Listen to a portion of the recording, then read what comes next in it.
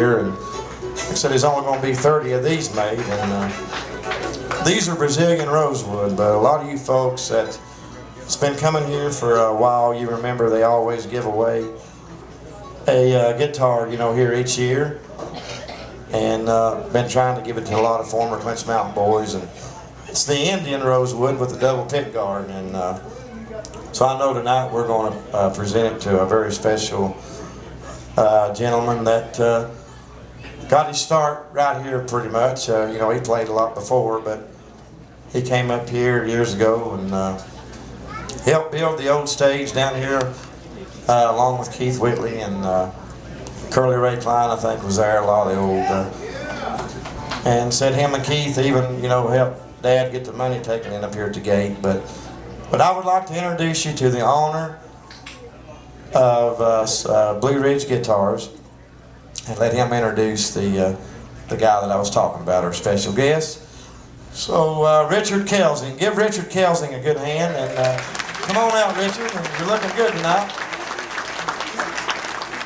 I'm getting a little bit choked up, but you're sounding good. Go ahead and take over if you want to. And well, it's good to see you all again here. It's good to be up on the ridge. One of the guys that was supposed to be here last night, James King, was interviewed a week or so ago, but it was unfortunately after his untimely death. He was talking about his music and the place to go if you want to get the feeling for the music. And the place to go if you want the feeling for that good old time country music is right here. You're here. You look out over those mountains in the morning, and the mist out there is the promise of a new day. And you see the bright sunlight over those mountains, and rain today, and all the emotions come back to you, don't they? The joy and a little bit of the sadness of the rain, and then sometimes at night that cold wind blows, doesn't it?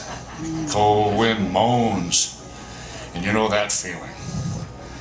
That's the feeling of a lot of this music up here. When you look up at the Stanley Brothers up there and that sign, that banner up there, that's what you can feel, is that wind moaning and that sort of feeling that the mountains has. You know, back after one of the legacies of Ralph Stanley, Dr. Ralph Stanley, after Carter died, was that he could spot talent, and he brought along so many interesting and great musicians over the course of his career. Of course, the Stanley Brothers did too, and we've seen many of them on this stage over the years, and I've been so lucky to be here and to present guitars along with the sons and daughters of Carter Stanley, and Ralph too also. Really a privilege to be here. And first it was a lot of the old Clinch Mountain boys, the ones that were with the Stanley Brothers, played with the Stanley Brothers, Melvin Goins, and Jack Cook, and on and on and on, Lester Woody, so many great guys that we had the chance to meet. Jimmy Williams, remember him a few years ago? Yes. That was one of the great ones. You know, but it wasn't, it was in the early period, in the early 1970s, when Ralph Stanley's band was a little bit late for a gig. They had a flat tire there in West Virginia, and Ralph came into the place, and it seemed like there was a record playing on there, and it seemed like it was the Stanley Brothers. He thought it was the Stanley Brothers, but it really wasn't. There's a couple of young boys from Kentucky, and tonight we're going to give a Blue Ridge guitar to one of those young fellers there. That he's from down in Cordell, Kentucky, and he's had a very remarkable career in the period since then, since he was discovered as a young boy, and still within him is that young boy. I'm sure it's there. Tonight's recipient of the Carter Stanley Memorial Bluegrass Model Guitar, Blue Ridge Guitars, is Mr. Ricky Skaggs.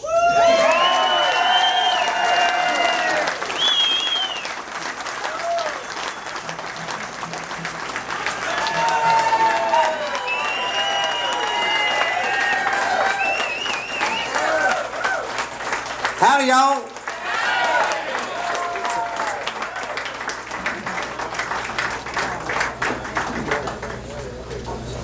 Sure glad to be back on these old grounds again.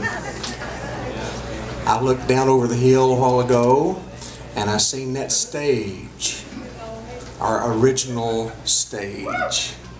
And it still is crooked as it was when me and Keith and my dad and Keith's dad helped to build that thing. And but it ain't moved. It's just, I mean, so it's a solid stage.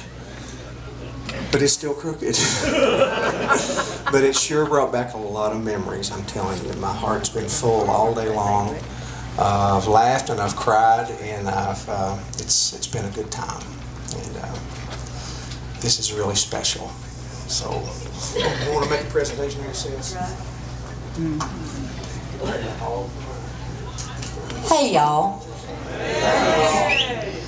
For everybody that survived the rainstorm, this is a real emotional time, and I want y'all to say a prayer for my Uncle Ralph. He's a little under the weather. Just stop right now and say a little prayer. Just shut your eyes. They say we're one or more or two or three gather. I'm in the midst. He's right here with us. I also believe Carter Stanley is right here with us. All over these hills and hollers. And my Uncle Ralph would be right here right now if he could be, I promise you. So on behalf of the family of Carter Stanley and for my Uncle Ralph Stanley, we want to give Ricky Skaggs, who helped carry on the Stanley tradition and still does, this Carter Stanley Memorial guitar. Here you go, Ricky. Yeah.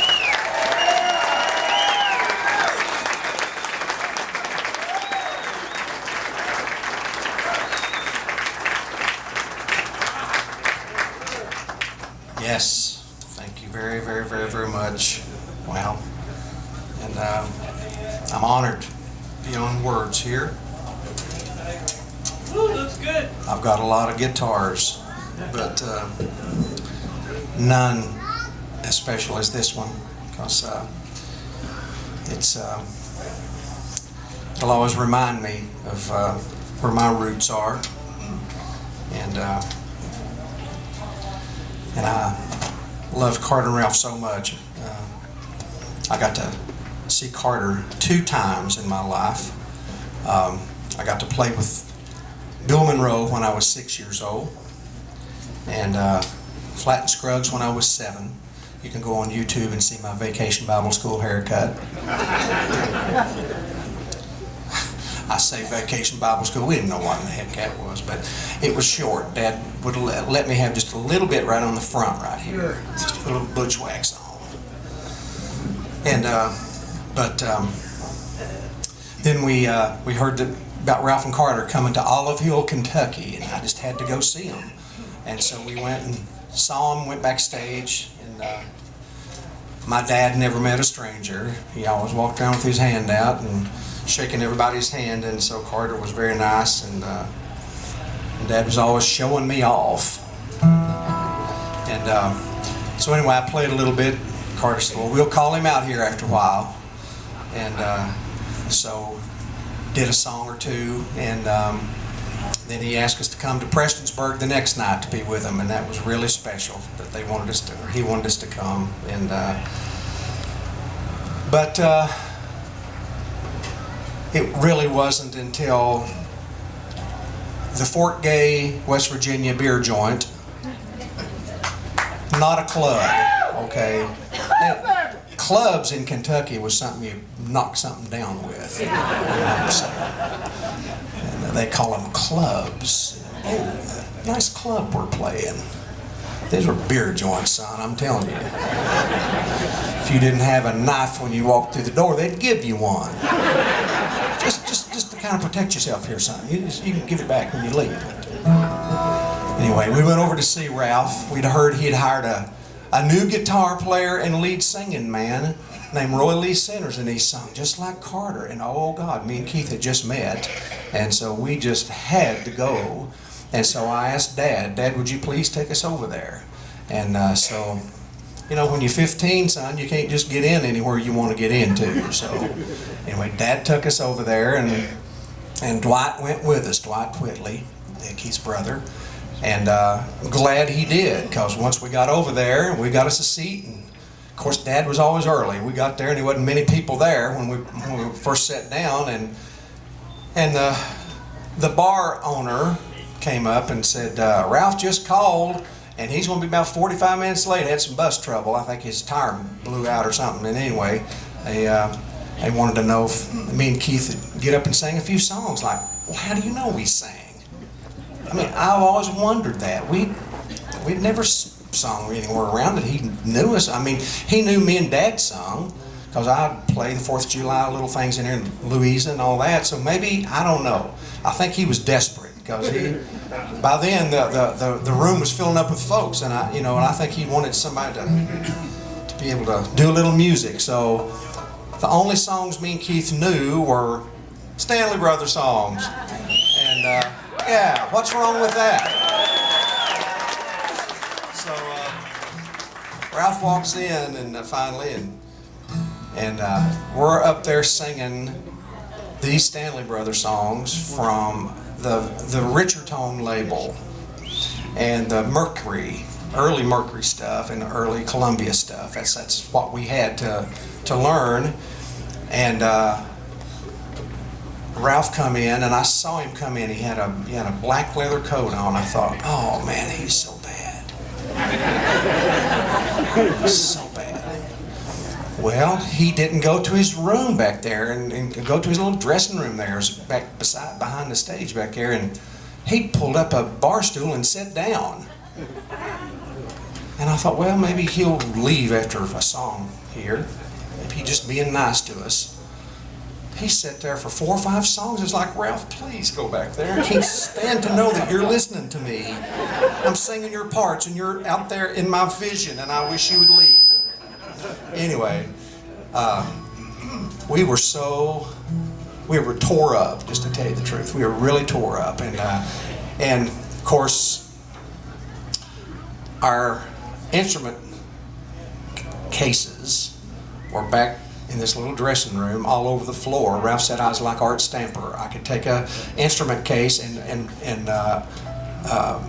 take up 3 spaces with one case. It just was right in the doorway or something, you know. And but anyway, we got back there and talked to Ralph, and we were so honored to be there just to sing, and we were apologizing for singing his songs, apologizing for, you know, having our guitar cases in his room there. And he was so nice. He said, you boys sounded just like me and Carter when we were kids.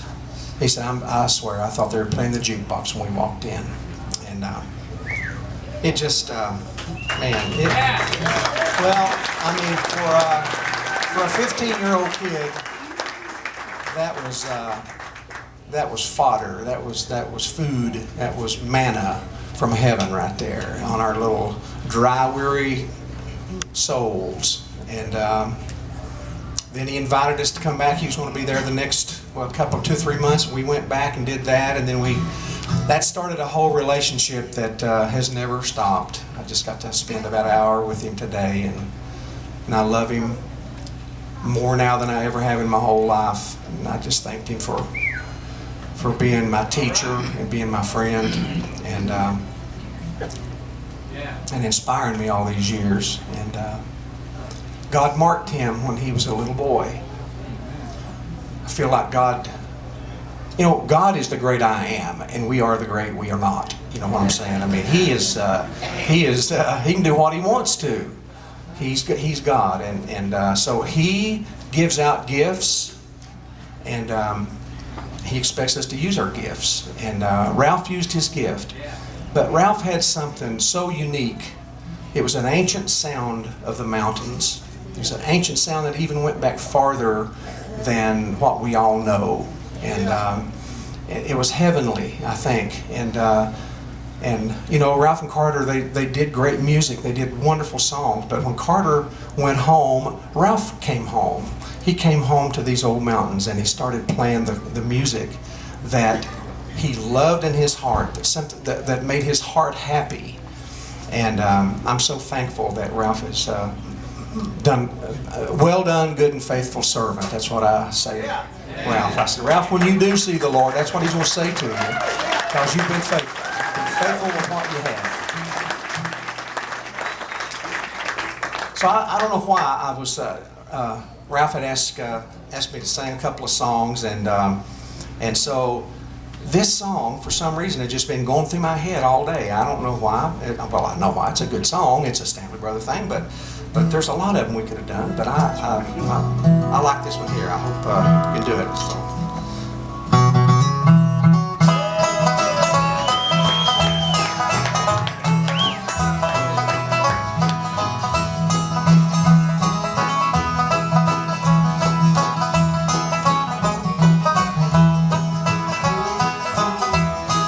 Dark stormy night, angels come up through the love that we shared for such a short while.